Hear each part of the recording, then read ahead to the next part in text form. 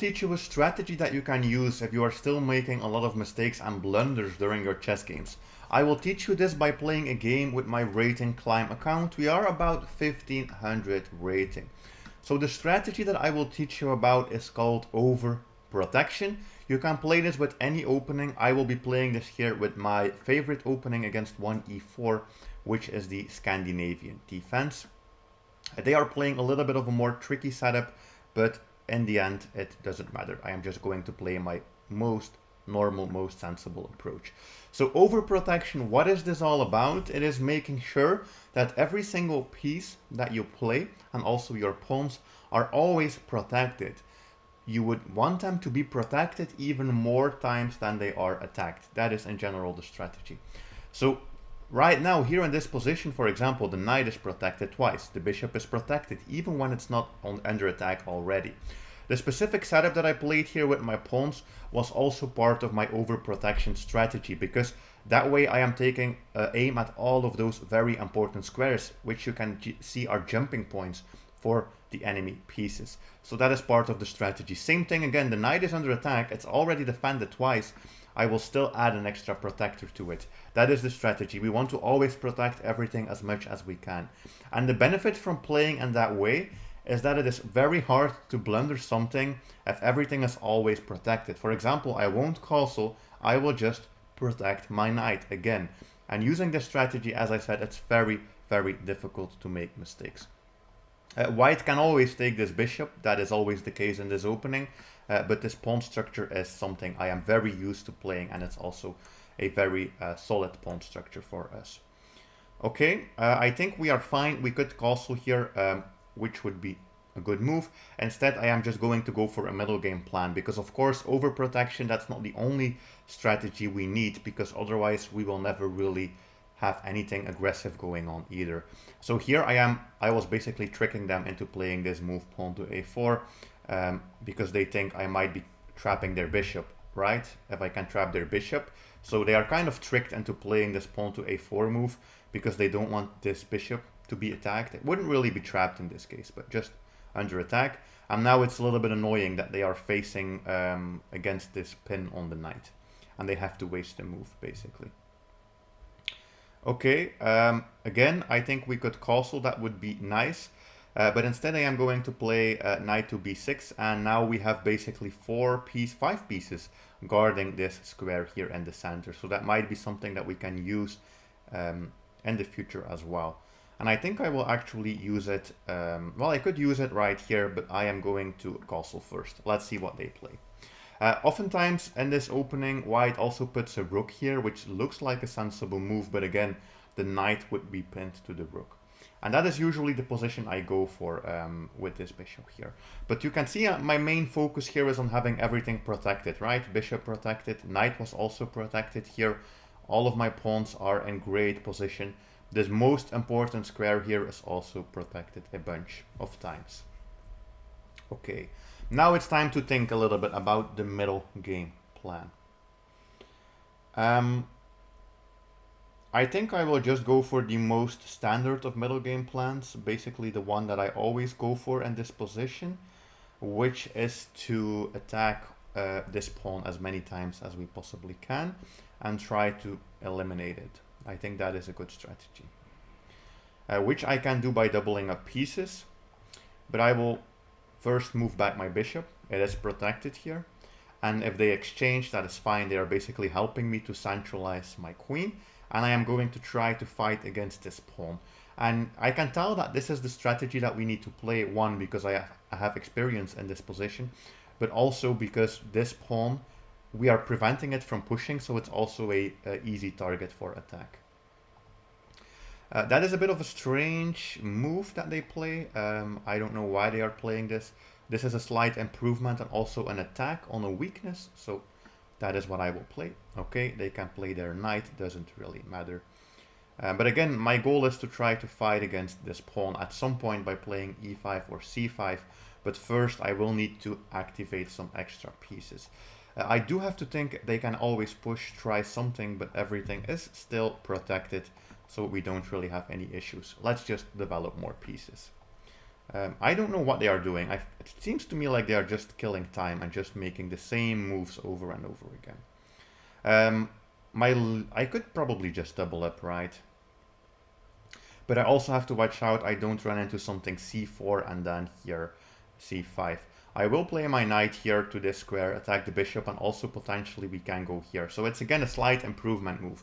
When I don't have to worry about overprotection, the thing that I usually do is look for slight improvements. I won't be taking this with one of the pawns, I will be taking this with the knight, because I want to keep the pawn structure the same. They can try this, it doesn't matter. I think I can honestly even backwards defend just with the bishop. This also opens up this rook for attack in the future. And I want to keep the pawn structure the same because I want to fight against this pawn here. And again, you can see that even slight moves like this bishop, it was already protected 2 times because my pieces are really working together. And now I can re-maneuver this bishop potentially and attack this pawn. But we have to watch out, of course, they don't just have a simple time with this knight. I think it might even just be time to go for this move, the c5 push, which I talked about. I think we can play it because if they take, they develop our piece and they put their own queen in danger. So I think it's time to play this move. By the way, this pawn, he attacked it, it's also protected twice. So I'm going to play this move. That's not the move I expected. I think it's a little bit overly aggressive, honestly. But we do have to calculate now. The knight has to move. We can go to f4 and attack the queen, but that is always probably the most dangerous option. We can also just go to this beautiful square, attack the queen as well. And if they take, they are again giving us a bishop for a knight. And I think we can just take with this pawn. The tension in the center is still there, but they might push. They might always push. I think also we don't have to recapture this immediately, probably. We might just be fine capturing this pawn, I think. And if he takes this, then recapturing that pawn as well.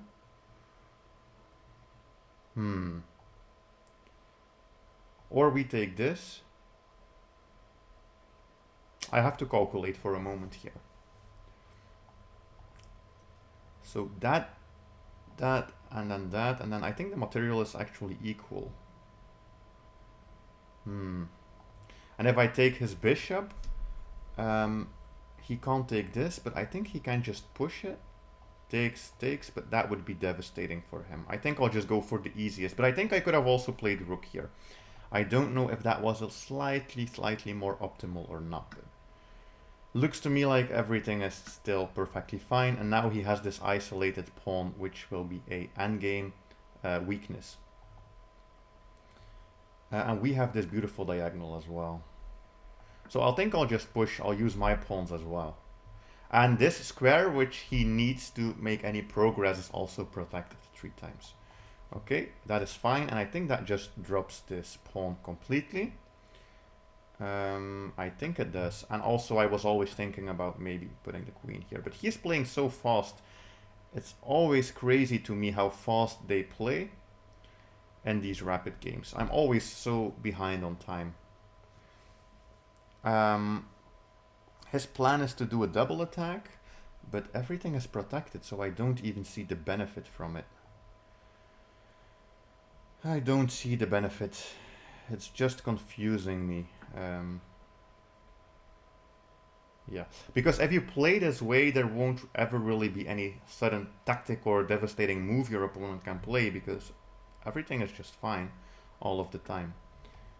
But since he is playing so fast, sometimes it confuses me a little bit, and then I have to be more careful. Yeah, I think I'll play this. Probably the bishop will have a bigger role on this diagonal. Okay. And now it is mainly going to be about piece activity. I will go for this, doubling the rooks. And I am thinking about maybe attacking the queen and then also attacking this pawn, and basically everything is working together and everything is fine and everything is protected. But I have to speed up probably and talk a little bit less, and also this would be a blunder. But the idea, of course, is the right idea. It's just that the knight is preventing it. Hmm. I think I can even play this move. I think that is fine as well. Yep, and then we can go for this trade. Um, did we lose a pawn in that variation? I think we did. But it's a temporary problem because we have this move and then have some counterplay here. But I have to be a little bit more careful. But it's like I said, I always play super slow because I'm talking, and then sometimes near the end I do trip and I make a small mistake. That is too bad. This move always annoys me a little bit, but I'll go for this.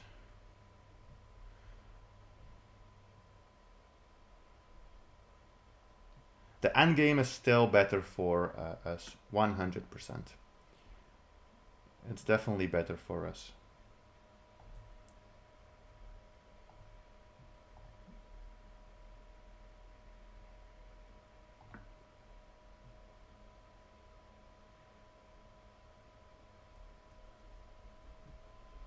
This is also annoying, I think.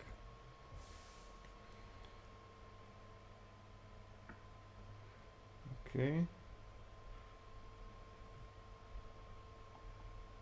Does this move work? I think it works. I always have to be careful with the back rank here. That's something we have to be cautious about, but I think it's still fine. But you shouldn't have blundered that pawn. It's just talking too much during these videos, as always. We also have some tactic, maybe in the future with a check, maybe. What I'm trying to do now is basically use the fact that we still have the better position because we have the bishop versus knight and the open endgame position to try to see if I can win that pawn.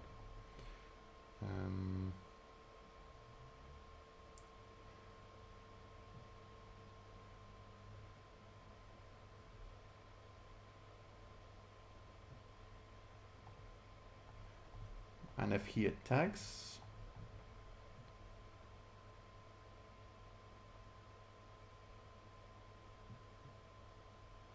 I think it's always going to be fine. But I will have to be careful if he plays this move. Okay, he doesn't even play it. That's fine either way. I was thinking about this plan, honestly. But we don't want to run into a check and then lose the rook. So I have to make sure everything is protected first. So probably moving the rook again is the right plan. I think this is a beautiful piece coordination, everything working together. And this plan might be devastating. He prevents us from playing it. But the knight is pinned, it can't move, otherwise he loses the rook. So I was thinking we just play the bishop here.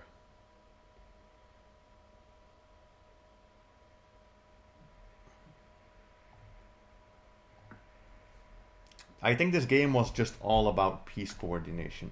Yes, he has this check, but I have this cheeky square with the king on h7, and I think he is just collapsing. But you see, if you really think about overprotection, making sure all your pieces are safe, it's very difficult to blunder anything. And then eventually here my opponent had a little bit of a bad piece coordination, and now he will be the one in trouble. Because this will just be checkmate in 2. That's a checkmate. If he goes here, that's a checkmate. And if he blocks with a piece, I just take it, and it's basically checkmate in 3, I think. Alright, and that was it.